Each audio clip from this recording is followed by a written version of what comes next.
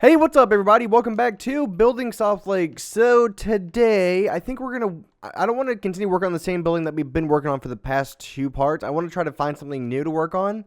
So we might maybe work on this area here because it's still not finished. A lot of people were saying I should put like a parking lot here. I might just make it like into a small little park kind of thing to where, there's just trees and stuff like that. Almost like a small zoo. Maybe like that would work too. I don't know.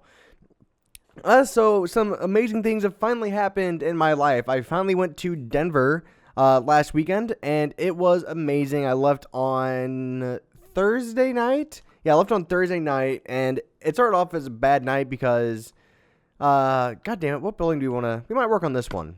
Yeah, we'll work on this one. This one needs to be somewhat completed in the first place, so here we go. We'll work on this. So we need stone. We have our...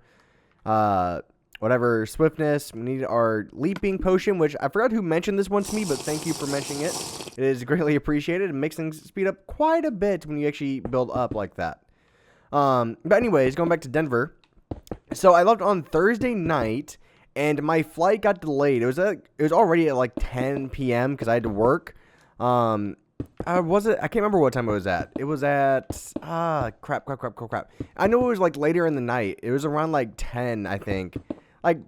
I think it was like, it's supposed to be at 8:50. There we go. It's supposed to be like at 8:50 is when I flew out. But my plane got delayed, and I was like, oh, well, that sucks. And it didn't just get delayed by an hour. It got delayed by, I think, 4 hours. I was like, well, that sucks. So I had to wait until, I think it was like 12 o'clock or like something like that until I finally left. I didn't get into Denver because it's a 2-hour flight from Missouri. So it took me... I got in like exactly at 1 o'clock, and I was like, oh my god, it took forever.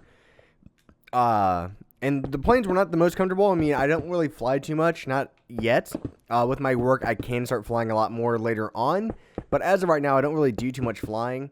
But after that, everything else went very smoothly. The reason I went out to Denver is because my brother and my sister-in-law live out there. So that's why, where did we mess up on one? It had to be right here. So I think this one's off, actually. Yes, this one's actually off. Haha. There we go. Need to fix that then. There we go. And just kind of do this. Happy I figured that out. I was like, what is going on here? So luckily I actually figured that out before I redid everything. Yeah, but went out there to go see them because they moved out there like a year ago, like something like that. Like just over a year ago. And I haven't been out there to see him yet, mainly because I haven't really had the money to. So for a birthday present, and my birthday was in April, my parents said they would pay for me to fly to Denver, to finally go see them since it's been over a year.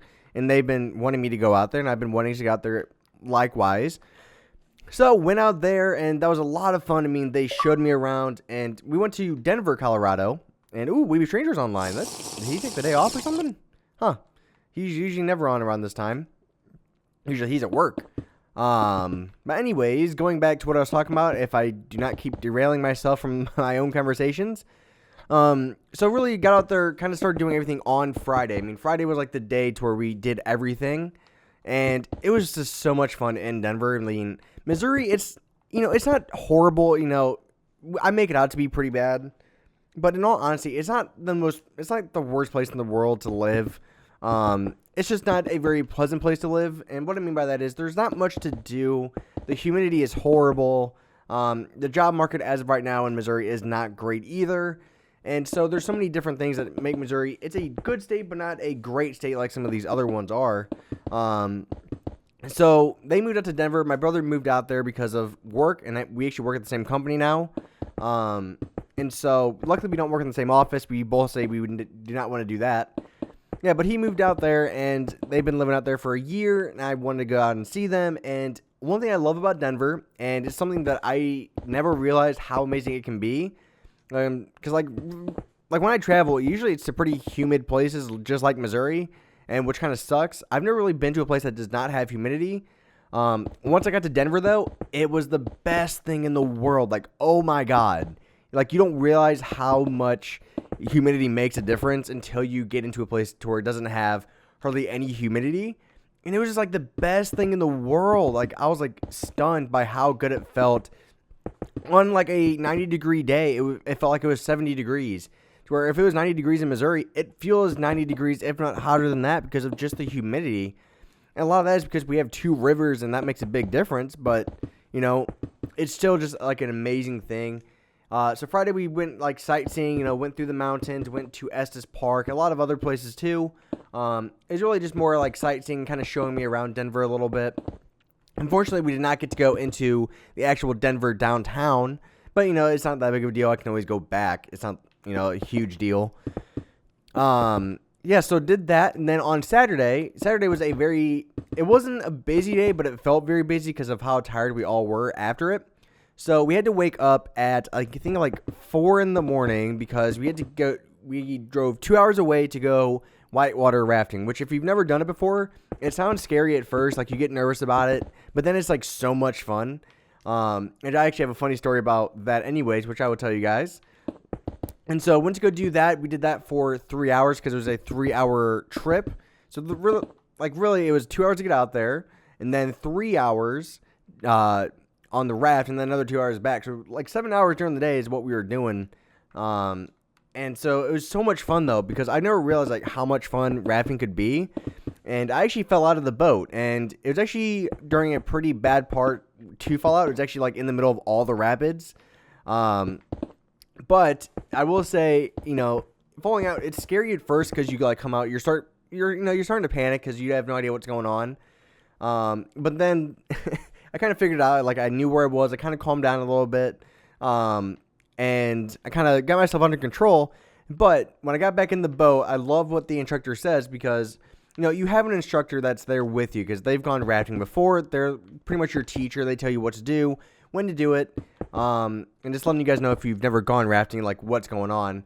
And so he's telling us, like, you know, right side row, left side row, and then like back and forth going on. And we were in a tier 4 rapid at the time, which is like the most difficult rapid on that river.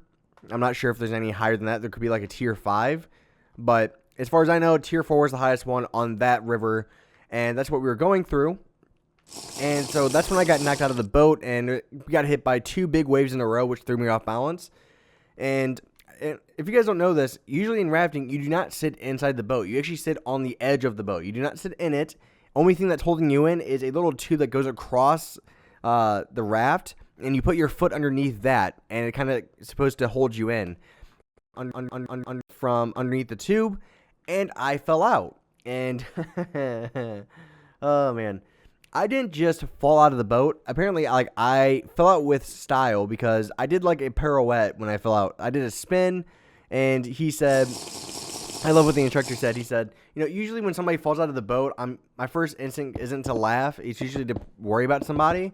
But when you fell out, I couldn't help but laugh. And I was like, I would have it no other way. If I fall out of the boat for being stupid or for like not being good at it, I want you to laugh at me. I don't care. It wasn't embarrassing. It was actually kind of fun falling out. The only thing that kind of sucked is I bounced off one rock with my ass, and it was like, ow. But other than that, it actually wasn't too bad. But other than that, I mean, it was so much fun rafting. I mean, your ass really starts to hurt after just sitting on the edge of a raft, you know, for that long. My ass was really sore the next day. But other than that, like, it was one of the most fun things in the world I've ever done.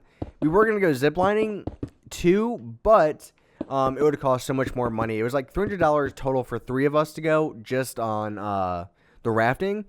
If we would have done the ziplining too, it would have cost us $500 total. It's like, oh my god, like it was ridiculous how much it would have cost. We're like, no, we're not doing that.